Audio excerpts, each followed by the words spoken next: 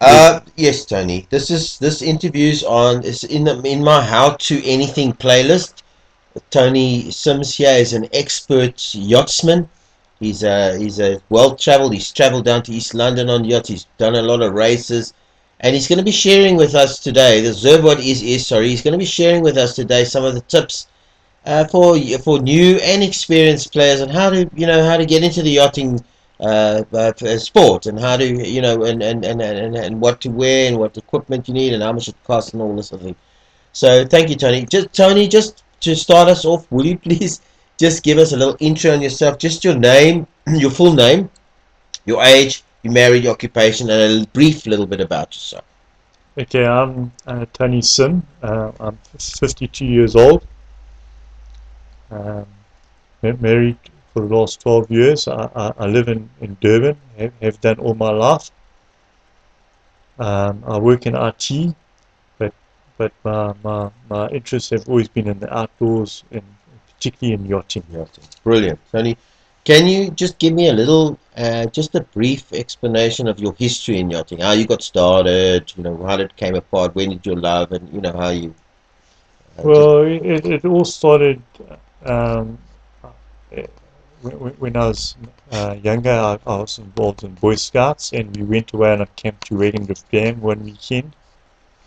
I was about 12 years old at the time, and one of the activities uh, we got involved there at the dam was yachting on these little dinghies, and it really uh, caught my heart, and I really enjoyed that, and was something that I wanted to pursue.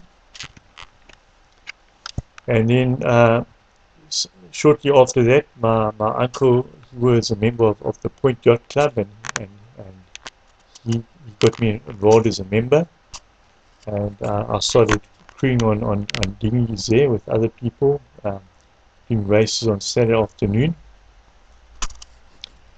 And then eventually I hired my own dinghy. The yacht club hired dinghies, and I hired my own little dinghy, which I used to race myself. And then I eventually bought a dinghy from the yacht club. But I had bigger dreams then, and I kind of had dreams of sailing around the world at that point. But in between, I went off to do my national service. I'd kind of outgrown my dinghy, so I sold that. I came back from my national service, and then I was looking for a bigger boat to crew on. I didn't find opportunity, so what I did was, for a time, I helped out on the rescue boats at the yacht club. So, and I got my certification to skipper one of the rescue boats and take it out of the harbour, and we go lay the marks for the yachts offshore. And then eventually I saw an advert on the notice board at the club of a yacht that was looking for crew, so I contacted the skipper. So arranged that I meet him, and he said he'd try me out. So I met him one Sunday morning. We went off around the buoy racing with him and there was a crew of 8 on the yacht at that time. So I started doing round the buoys racing every Sunday. Racing really wasn't what I wanted to get into, but it was the only opportunity that I got to sell regularly. So we race every Sunday. And then we do a couple of longer distance races. We do uh, in our regattas. Our main regatta was in July, and we do a race to Richards Bay and back. It was kind of interesting.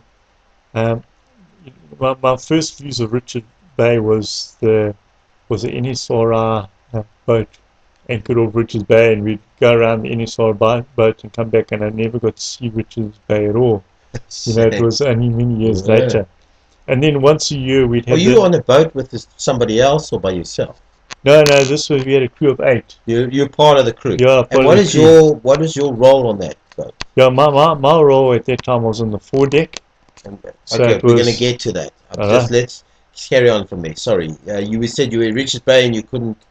Sorry, I interrupted yeah, you there. so we do this race to Richards Bay, and then also once a year we do a race to East London, the Okay. Vasco da Gama. So it was from Durban, we'd race down to East London, and then after prize giving, we would sail back to Durban. So I did that race 13 times. Wow, I that's didn't all do the all way the to East return London, trips. eh?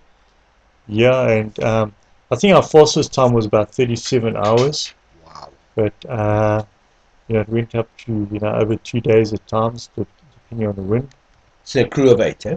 Yeah, that was a crew of 8. And who owns those yachts? You bought your own yacht? You No, bought it? no, no, that was my little dinghy that I owned. No, this was a 35-foot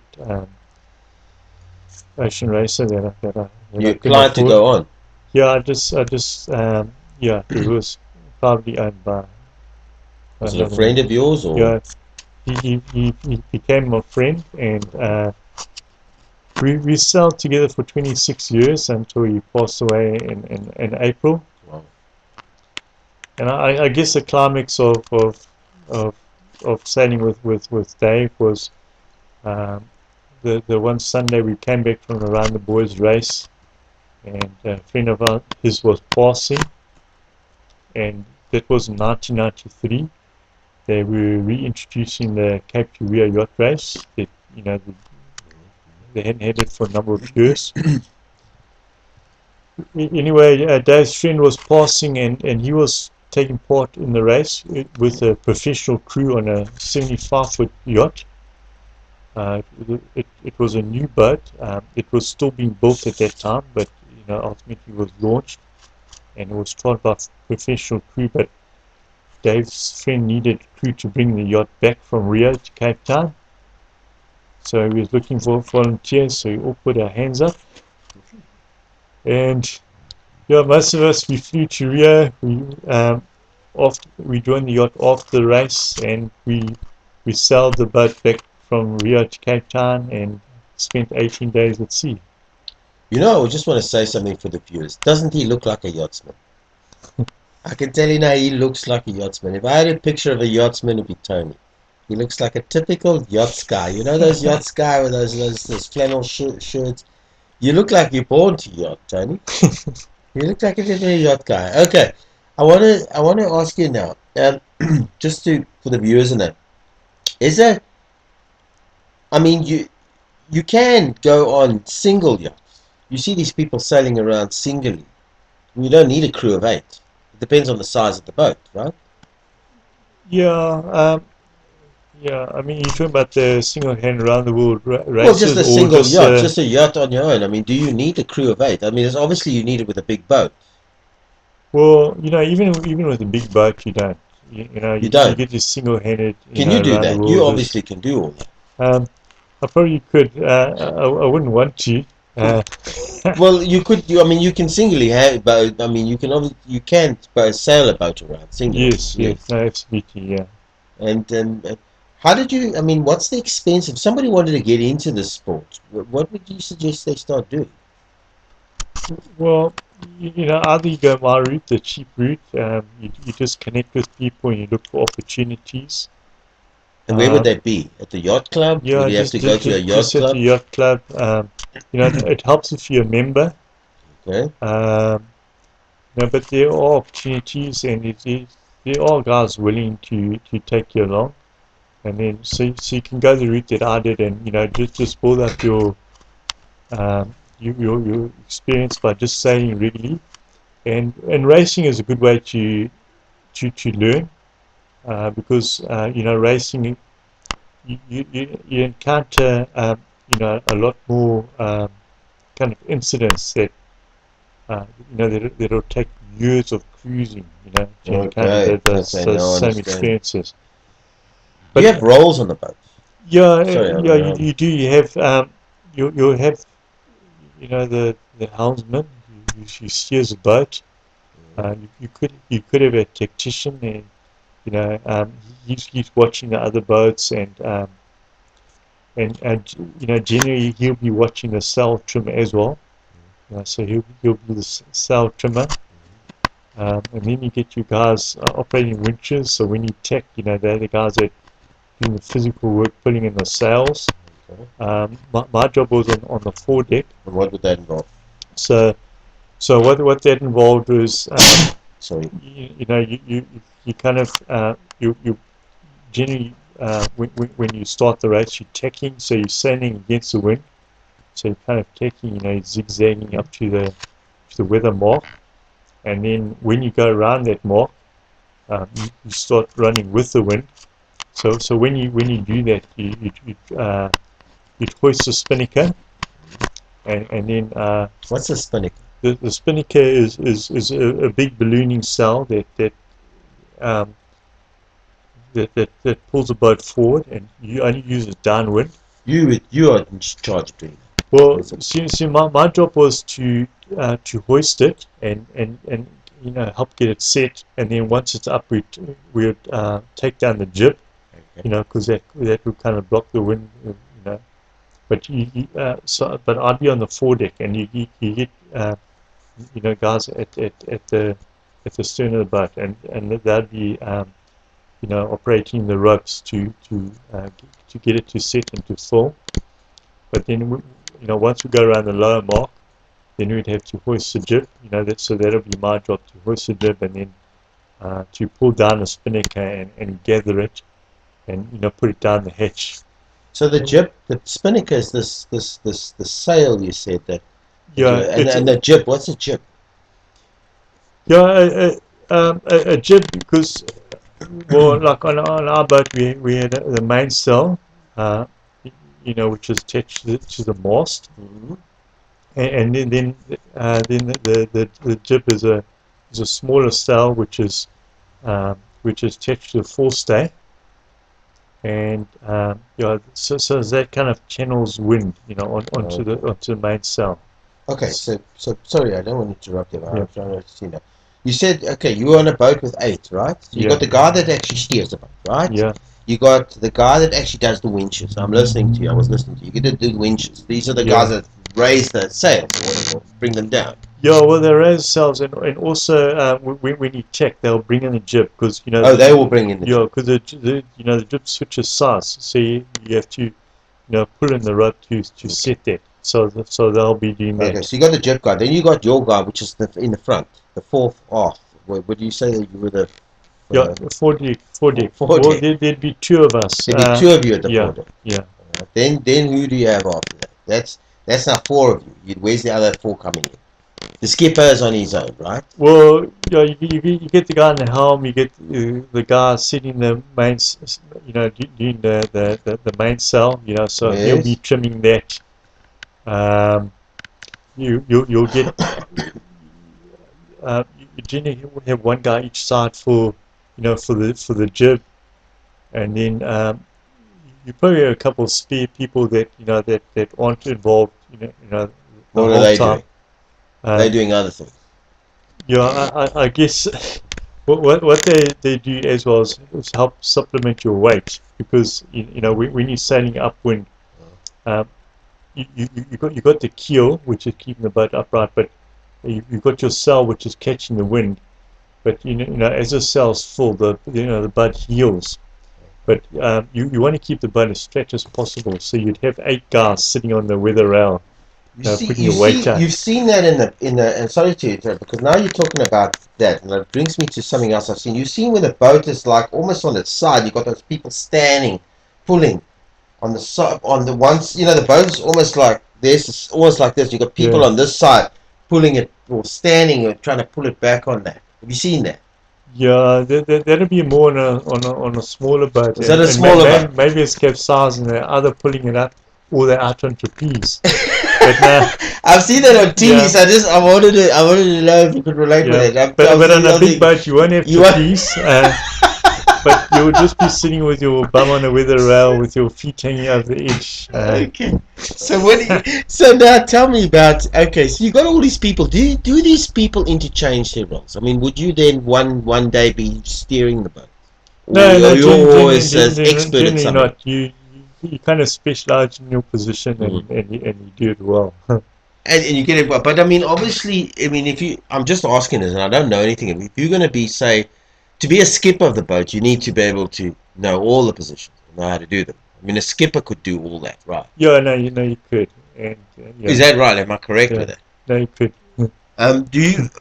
Can you do all of them? Can you do the? I mean, obviously you've been in 8 bars, but I mean, you can obviously. I Yeah, mean, no, you've done the I can do. wenches and Yeah, all. I've done all of it. I've done helming and then, particularly in the long distance races, Yes. like to East London. We'd sell 8 up, but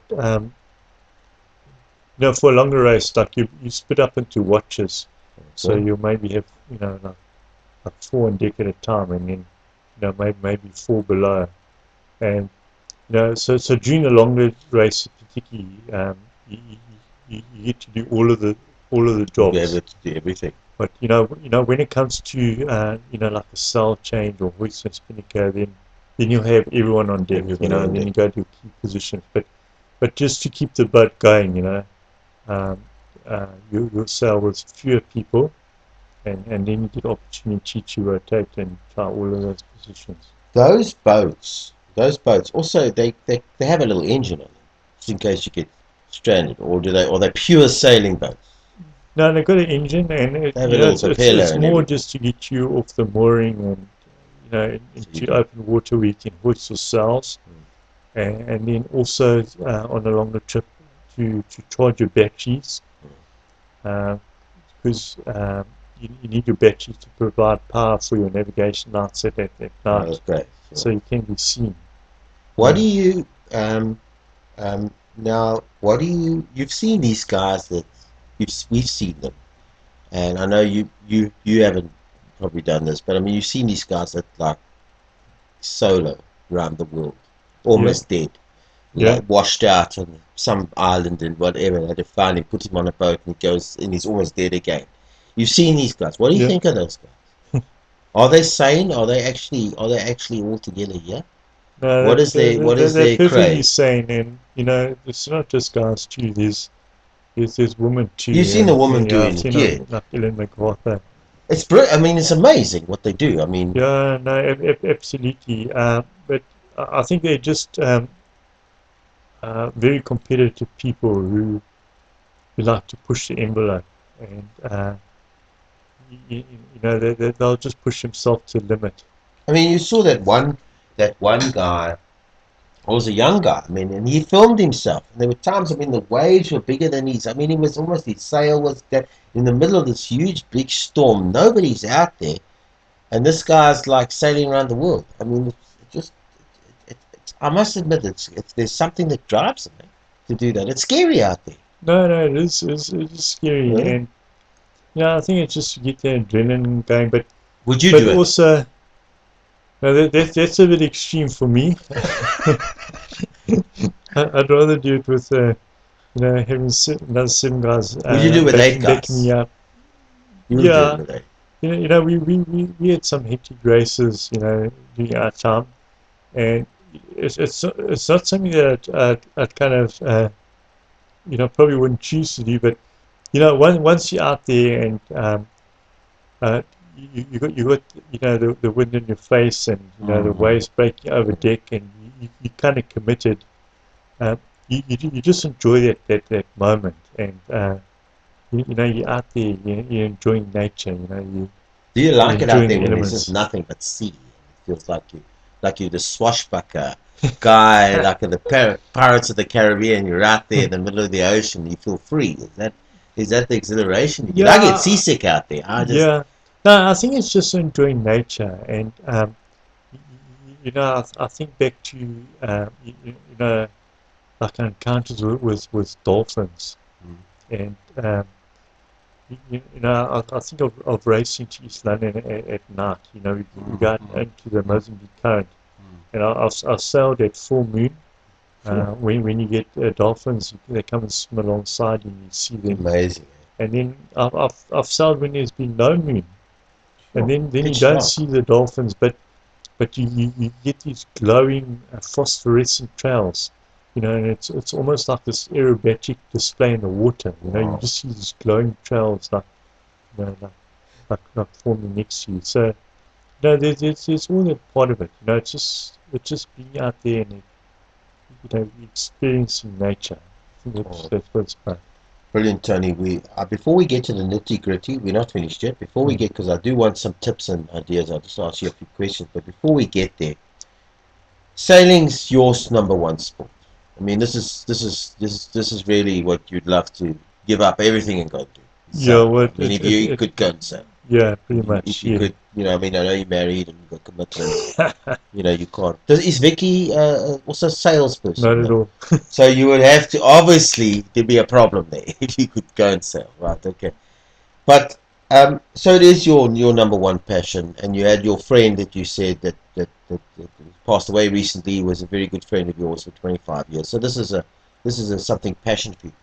For the viewers out there, in terms of sailing, the first start for them to be would, like you said, and I was listening to you. You said go down to the Point Yacht, one of the yacht clubs, and start off as a deck boy, a deck man or deck lady, just Yeah. cleaning the boat, and then um, what would your other tips be in terms of sailing, clothes, equipment, and yachts, and how much what is it what does it cost today to get a yacht, or could you just learn this quickly, or just briefly a few tips and ideas for somebody. Yeah, well, it depends. Maybe you'd just be content with a dinghy sailing in the harbor, or you Okay, want to, is that a good start with a dinghy? absolutely. To recommend that? Yeah, it's a good training ground, because just to help you to read the wind and that.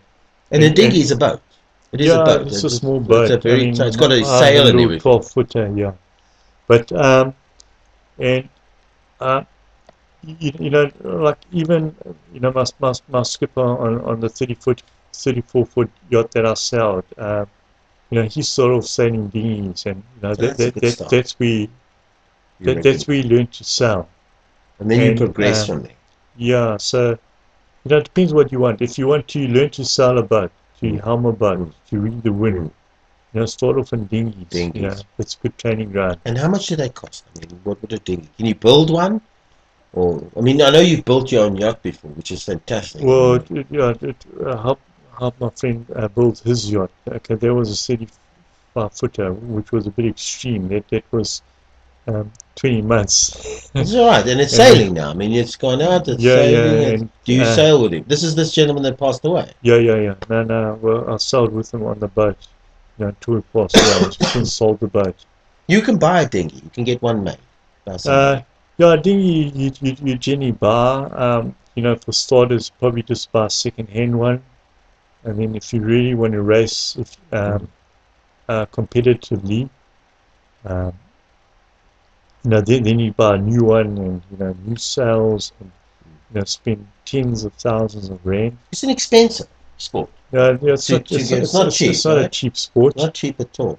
Um, yeah. And I mean, obviously, just an idea now.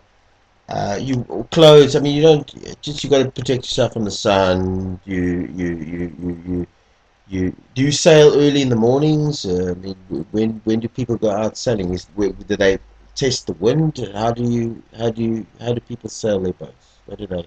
Is there special times? Well, for racing, it's a set times, and Mm, the dinghies, when I race dinghies, was Saturday afternoon, Saturday afternoons. and Okay. then for the keel boats, it was from mid morning on the Sunday to early Sunday afternoon. So it pretty much takes up most of your Sunday.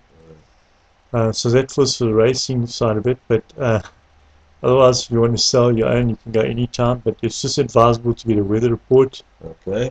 Check beforehand, which I didn't do a couple of times when I sold dinghies, Uh, and I kind of got washed up in the corner of the bay on two occasions mm, when the whiskey came Terrible. through.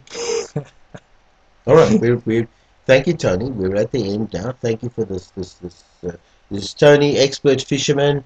This is observe what is.